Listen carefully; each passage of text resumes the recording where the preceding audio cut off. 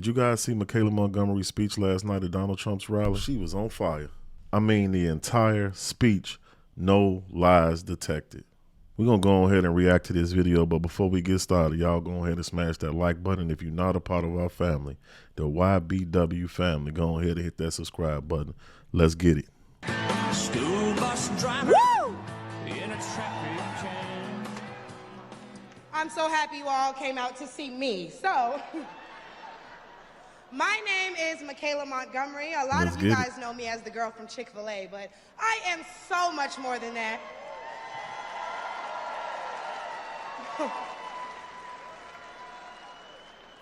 Not only do I serve as the CEO of Conserve the Culture, I am also the state director for Blexit down here in Georgia. I'm a Fulton County coordinator for America First Works, and I'm also launching a podcast on the Patriots Prayer Network, so put some respect on my name. Respect, respect.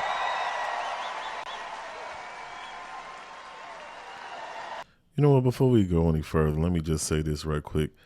Shout out to the Trump campaign for doing something different. They brought not to say that Meg Thee Stallion isn't educated, but they brought a educated, sophisticated, classy black woman out here, not to twerk, but to actually use her brain and to talk about issues that's going to actually literally affect your life, your day-to-day life.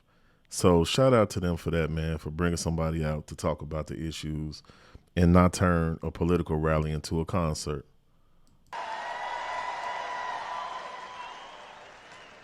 why don't we jump right into it?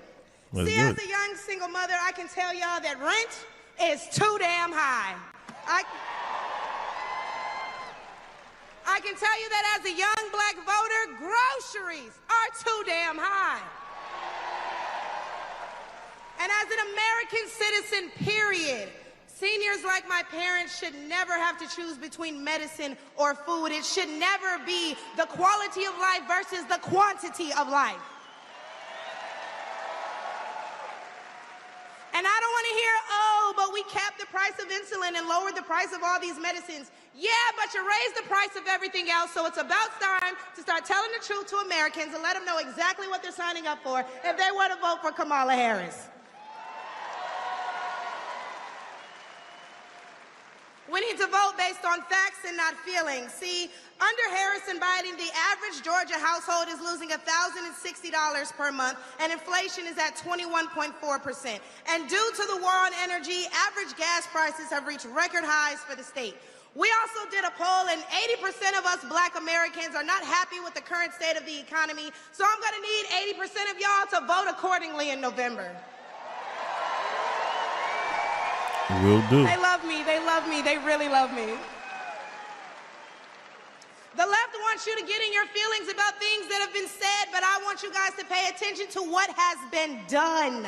They don't want to talk policy. They just want to use propaganda to steal your vote. The left is trying to tout this woman as a savior for the black community, but all she's done is hurt the black community since she came into the game.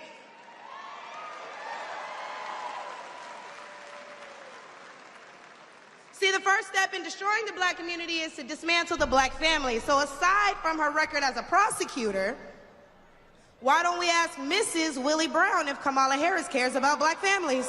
Whoa, whoa, whoa. Well, for those of you who don't know, Mrs. Willie Brown is the former wife of Mr. Willie Brown, who was the mayor of a city in California. I'm not sure which one it was. If I had the time, I'm looking. I don't know. It might have been San Francisco. I'm not sure. But he was the mayor. And after a young Kamala Harris, who was 29 at the time, started messing with the 60-plus-year-old Willie Brown, her political career kind of took off. She was connected after that. Like, her political career went on an upward trajectory. But the thing about it, obviously, was Willie Brown was married to his wife, and Kamala was sleeping with him. And so when you hear people like Judge Joe Brown and others talk about her sleeping her way to the top, just know that this is what he's talking about. This is the start of her so-called sleeping her way to the top. Now, I'm not getting off into all of that. I don't want to be disrespectful, but at the same time, we just want to focus on the fact that this actually happened. And what Michaela is saying is, if she really actually cares about black families, then tell us why she would mess with a married man and potentially break up a black family. Woo, she's on fire. I wonder if Mrs. Willie Brown, a black woman, is also with her. Doubt it. A few days ago, President Trump said he didn't know Vice President Harris was a black woman. I'm trying to figure out what all the outrage is about because she's only black when it's time to get elected. Did I lie? The same. I hate to stop it so soon again, but oh God, man, listen.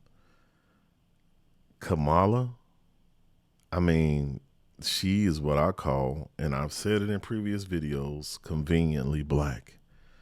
She's black when it's convenient for her political career. Because I have videos. Go on our Instagram page, Young Black and Wealthy, on Instagram, and you'll see several videos where she is either, by her own admission, she's admitting to when somebody says that she was an Indian, the first Indian senator, and she said, yeah, knock on wood. And then we have other videos, and one that I just recently posted, she talks about she's going to be the first U.S. senator of South Asian descent or something like that. She didn't say African American. She didn't say black. She said basically of Indian descent. But on the campaign trail, or when it was time to be VP, when they needed to shore up that black vote, she became a black woman. Black people who are mad at Trump for being confused about her race, ethnicity, nationality, whatever, are seemingly forgetting that while you're touting her as a savior for black people, she identifies as an Asian woman. She chose her side and it wasn't ours. When asked if she would ever do anything specifically for black people, she said no. Whereas Trump gave us the Platinum Plan, which specifically uplifted the black community by increasing capital by almost $500 billion, creating 500,000 new black businesses, and would give black churches the ability to fight for federal resources for their communities.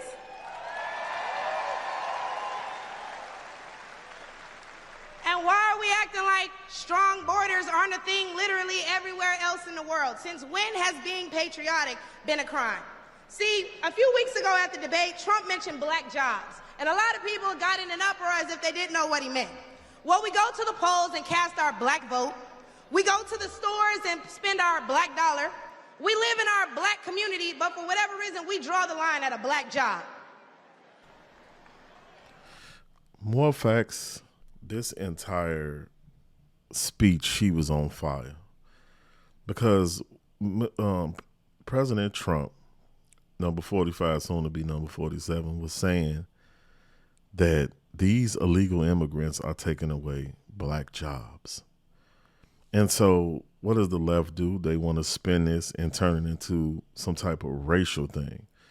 But it was facts. These illegal immigrants are taking away jobs that not only black people work, really, but others work as well. But we know that when things happen negatively to the American people, it's usually doubly on African American communities, black communities. So they have literally wiped us out of construction jobs, labor construction jobs, from what I'm hearing. And I've heard this from several different people. I've read articles about it and everything, about how these illegal immigrants, because they don't want the same hourly rate that we do, they undercut us, and they've taken over these jobs that black people would usually be in working. So that's a fact. What, you want him to put a little icing on it and make it a little bit sweeter? I don't get it. And then what she also said about Kamala Harris, saying that she wouldn't do anything from black people. I'm sure if you're on the internet or on social media, you've seen that video Well, I wouldn't do anything specifically for black people. Have you ever heard Donald Trump say that? See, man, I can't deal with the emotional BS.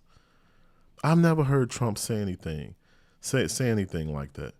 He's actually done things, worked on legislation, signed legislation into law that has benefited black people. She just went over some of those things. He funded HBCUs, which some people talking about that's a lie. Yeah, what? It's fact. Look it up. Read. It's there. First Step Act. Signed it into law. Freed many black men and women who were nonviolent drug offenders from prison, or reduced their sentences so they could go back home to their black families and try to make a better life for themselves. What does Kamala do? What did Kamala do? She's the mass incarcerator, right? Because she was black. She was running black men, especially black men, but young black men and women, into prison for minor drug offenses like weed and stuff like that, and giving these people the max sentences. And when there was new evidence presented for people who had been locked up, she would block it. When the state told her to, after they had been sued, that to release some of the prisons because the jails were overfilled, she held off on it. They literally had to force her to start to release prisoners. And the reason why she wouldn't release the prisoners, she said from her office, is that it could hurt labor in our state. Basically saying, those guys work for pennies on the dollar. It could hurt labor in our state. So basically, like, this is like a form of slavery, to be honest with you. So this woman is trash for us. She has never done anything that has affected us in a positive way. She says, well, I wouldn't do anything specifically for black people. But when you was vice president under Biden, a part of the Biden-Harris administration, what did you guys do? Signed into law. After you guys actually went to Congress, you wanted this bill, this Asian hate bill. Now, my people been here for 460 plus years suffering, dealing with so much hatred, and we don't have a African-American or African or black hate bill. You said that you went and fought in the prison system for transgenders to be able to have surgery, elective surgery, for gender reassignment surgeries. That's fighting for someone specifically, but you won't do anything for black people which you claim to be a part of our race. And you know the things that we've been through in this country. So you full of shit, but what do you have to do? All you have to do is throw a fucking concert in Atlanta, a party, and say some pandering stuff and change your voice up so you can sound like the culture, invite a few rappers, entertainers, movie stars to speak at a rally, and next thing you know, you wrap the black vote up. It's pitiful, but I don't think it's really working this time. It's going to work for those few, and obviously we know the older people who stuck in this old crazy mindset, it might work for them, but for my generation, it ain't working. Let's go. Oh, but wait, because if you're wondering what a black job is, please, I encourage you all to drive through Atlanta at all these beautiful black-owned businesses and check and see who works there. Probably a black person working for a black entrepreneur, recycling the black dollar, creating black generational wealth. They weren't talking about this type of stuff at Kamala Harris rally. They was just twerking and dancing and body, yada, yada, yada, and all the rest of that other crap. If they come here illegally and they're taking your jobs and your resources, then please believe my cousins in the Appalachians, they coming for you too. And y'all know Kamala Harris has yet to say Laken Riley's name. As border czar, she opened the border to millions of illegal immigrants that have flooded American streets with deadly drugs and gangs that have spiked overdoses by over 124% and brought more crime into minority communities. So how's that for black folks? But let's take race out of it. Just as a woman, period, How can you be a champion for women's rights when you're taking away opportunities from biological women and giving them to transgendered ones?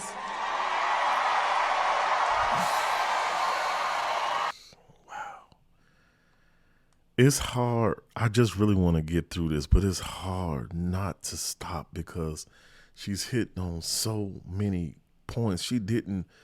This lady cooked and she didn't miss at all. Literally. Come on. They're trying to hide the fact that the VP Harris was the border czar. We know 15 to 20 million or even more people have flooded into our communities.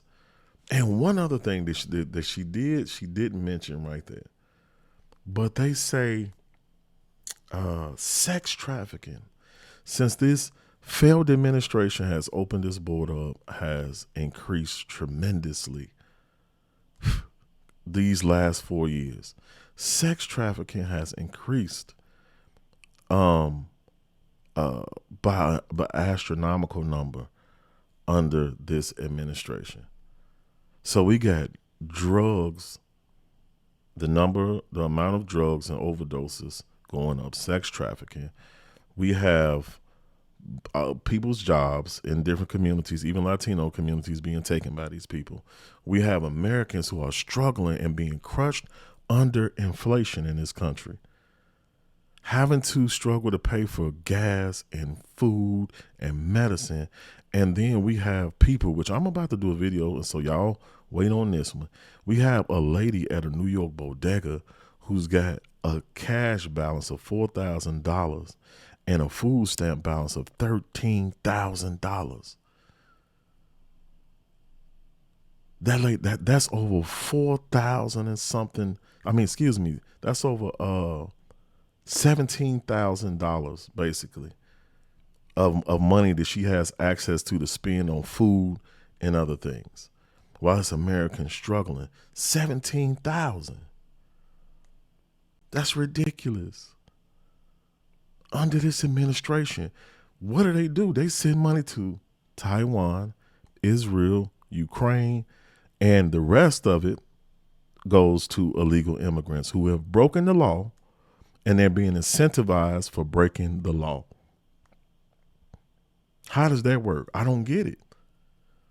And then you will vote for them? She about to cook some more. Oh my God. Let's just go. Come on. She ain't done cooking, bro. The stove is on and all the burners is turned up.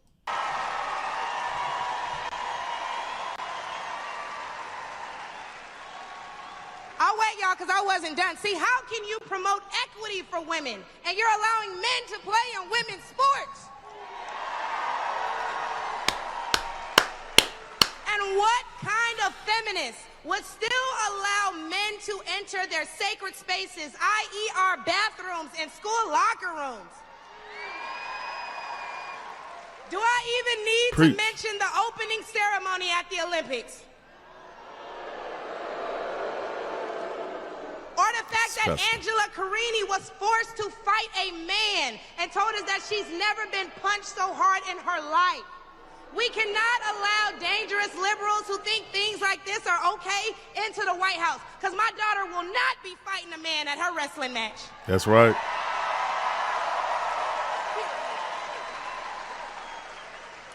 And what I think both men and women can agree on is that national security is important. So who would y'all rather see lead us into war if it were so to happen? My silk-pressed sister Kamala or the big dog Donald Trump? I'll take Trump. And lastly, I cannot get up here without mentioning my farmers, the backbone of this country. And aside from the Biden-Harris administration hurting you guys in ways we can't even comprehend by the rising cost of everything, black farmers suffered even more due to the delays associated with the Inflation Reduction Act signed in 2022. Now, don't let the Biden-Harris administration fool you, because they waited until the 9th hour to sign off on disbursements as a last-minute attempt to garner support. But why would they hurt the agricultural industry? Probably because they're looking forward to making more money in the pharmaceutical one. Listen. Lord. And speaking of pharmaceuticals, because I promise I'm going to wrap this up, When they bring up abortion and they talk about protecting your medical freedoms, don't be afraid to mention COVID. The Biden-Harris administration forced Americans to take an experimental vaccine and took away their jobs, their livelihoods, and their freedoms if they refused.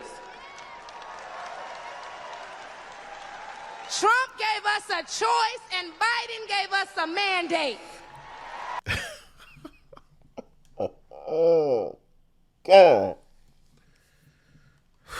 I mean, there's somebody, I don't understand how you could have packed this much into about a 9-minute speech. I know I would have forgotten something. This lady just, if you guys don't recall, because I know Americans' memories are short, especially for some reason when it comes to politics, policy, things that affect us, which is crazy. Remember during COVID, this president mandated vaccines, experimental vaccines, which we know the data is coming out now. They're saying that these things didn't work, that they caused blood clots. It was all type of issues.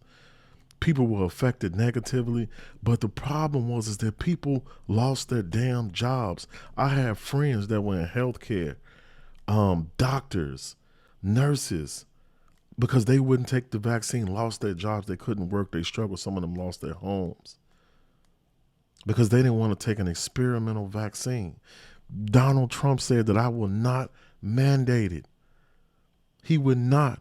And then I'm going to tell you, Republicans were pretty much, well, I ain't going to say all of them, were on the right side of this thing, because look what the state of Texas did.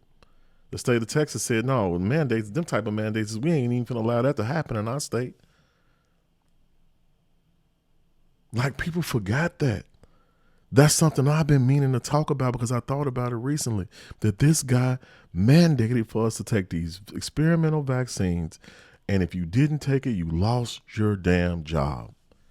While we're already in a country that's struggling financially because of COVID. And now you're taking away people's jobs. That is crazy. And then she just did an exceptional job because she talked about respecting women's rights. How in the hell do you respect women's rights? And you tell me you respect women, but then you allow women in California to be in a shower or a bathroom and a damn man come in there and shower on the side of them or walk into their bathroom while they're on the toilet. Tell me how you respect women if you do that. If you allow men who are stronger, exceedingly stronger than women, to punch in these brutal UFC fights and boxing matches. And one lady, the guy punched her so hard that it fractured her orbital bone. These guys they suck in men's sport, and then they go over to women's, and then one guy went from 430 something to number 1 in women's swimming. How is that fair to women? That's very disrespectful to women. It is. But women are so blinded. How can these people say that they respect you, they honor you, they're for you, but they'll allow a goddamn man to go into a washroom with your baby girls, with your daughters, because this man say that he's, and look, people, you can do whatever you want to do. I respect people's choices, but when your choices start to negatively affect me and my children, then that's when I have a problem with it. That's when I have a problem with it. Man, these liberals, man, they taking the country to hell. And people better wake up and stop falling for these damn scare tactics, man. Because you see what they're doing. We're going in the wrong direction. And I'm not saying that I'm conservative. I'm basically independent, really. But I'm a conservative. I believe in conservative values, which I got from my grandparents, and which a lot of black people always want to say, oh, you're trying to be white. No, I got my black conservative comes from my black grandparents. passed down to my mother and my father. So miss me with all of that. But I vote my pocketbook. I vote for people who have an agenda that will benefit me and my family. That's it. And it ain't been no damn liberals. Wake up.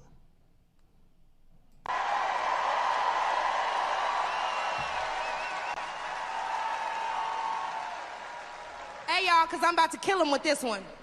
So the next time the left wants to tell you that, hey, abortion is a right and you need to protect your medical freedoms, remember that they took those freedoms away from men and women the second they got in office, and there's nothing stopping them from doing it again. That's right.